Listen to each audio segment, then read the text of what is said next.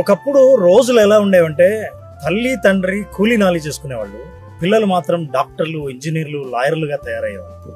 కానీ ఇప్పుడు తల్లిదండ్రులు ఇద్దరు ఉద్యోగాలు చేస్తున్నారు, మంచి డిగ్రీలు ఉన్నాయి, సొంత ఇల్లు ఉంది, డబ్బు ఉంది, ఆస్తి ఉంది.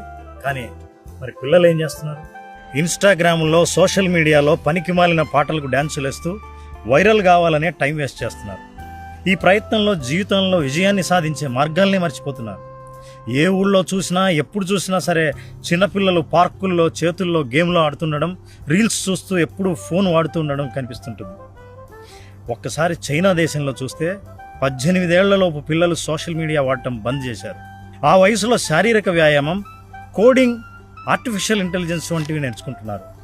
అక్కడి తల్లిదండ్రులు మొబైల్ ఫోన్ పిల్లల్ని దూరంగా ఉంచి మంచి ఆటలను ఆడిస్తున్నారు. ఇక్కడేమో తల్లిదండ్రులు ఇద్దరూ పనిచేస్తున్నారు కాబట్టి పిల్లల్ని నిశ్శబ్దంగా ఉంచడానికో, భోజనం తినిపించడానికో మొబైల్ అలవాటుని చేస్తున్నారు. ఇప్పుడు హై స్కూల్ రోజుల్లోనే పిల్లలు రోజుకు 4-5 గంటలు మొబైల్ పైనే గడుపుతున్నారంటే నమ్ముతారా?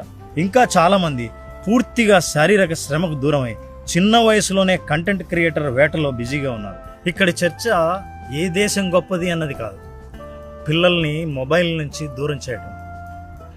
రీల్ జీవితం కంటే రియల్ జీవితం గొప్పతనాన్ని చెప్పడం, మొబైల్లో కంటే మైదానంలో గడపాల్సిన అవసరం గురించి చెప్పడం.